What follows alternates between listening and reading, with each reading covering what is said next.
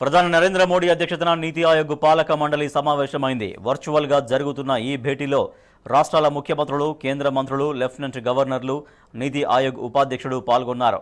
వ్యవసాయం, పరిశ్రమలు, తయారీ రంగాలు, వైద్యం, పౌష్టికాహారం తదితర అంశాలపై చర్చిస్తున్నారు. కరోనా తర్వాత రాష్ట్రాల ఆదాయాలు గణనీయంగా పడిపోవడంతో కేంద్రం తీసుకోవాల్సిన చర్యలపై ఆయా రాష్ట్రాల సీఎంలు మాట్లాడనున్నారు.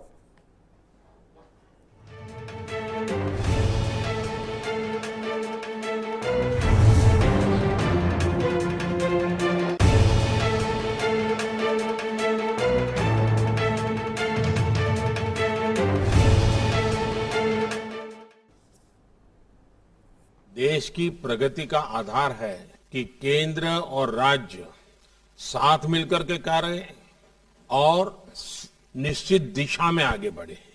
कोऑपरेटिव फेडरलिज्म को और अधिक सार्थक बनाना और यही नहीं, हमें प्रयत्न पूर्वक कॉम्पिटिटिव कोऑपरेटिव फेडरलिज्म को न सिर्फ राज्यों के बीच, डिस्ट्रिक्ट तक ले जाना है, ताकि विकास की स्पर्धा निरंतर चलती रहे, विकास ये प्राइम एजेंडा बना रहे।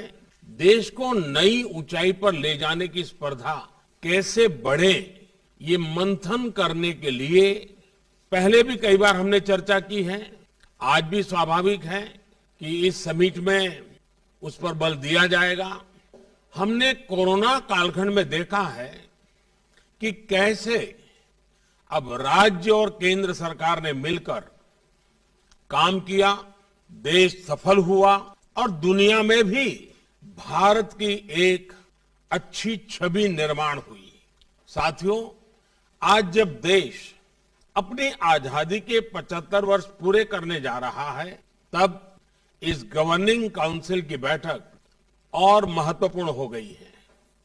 मैं राज्यों से भी आग्रह करूंगा कि आजादी के 75 वर्ष के लिए अपने अपने राज्यों में समाज के सभी लोगों को जोड़ करके समितियों का निर्माण हो, जिलों में भी समितियों का निर्माण हो।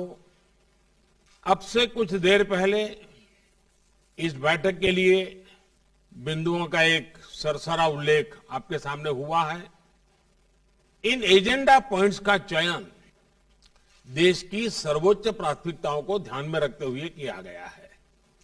इन एजेंडा पॉइंट्स पर राज्यों से सुझाव लेने के लिए, राज्यों को तैयारी का पर्याप्त समय देने के लिए एक नया प्रयोग शुरू किया गया कि इस बार नीति आयोग के साथ राज्यों के सभी प्रमुख अधिकारियों के साथ एक अच्छा सा वर्कशॉप भी हुआ इसके पूर्व, और उस चर्चा में जो पॉइंट आए उनको भी इसमें जोड़ने के लिए हमने प्रयास किया है, और इसके कारण काफी सुधार और एक प्रकार से राज्यों की अपेक्षाओं को ध्यान में रखते हुए एजेंडा बना है। इस प्रक्रिया से गुजरने की वजह से इस बार गवर्निंग काउंसिल के एजेंडा पॉइंट्स बहुत स्पेसिफिक है और हमारी चर्चा को और सारगर्भित बनाएंगे।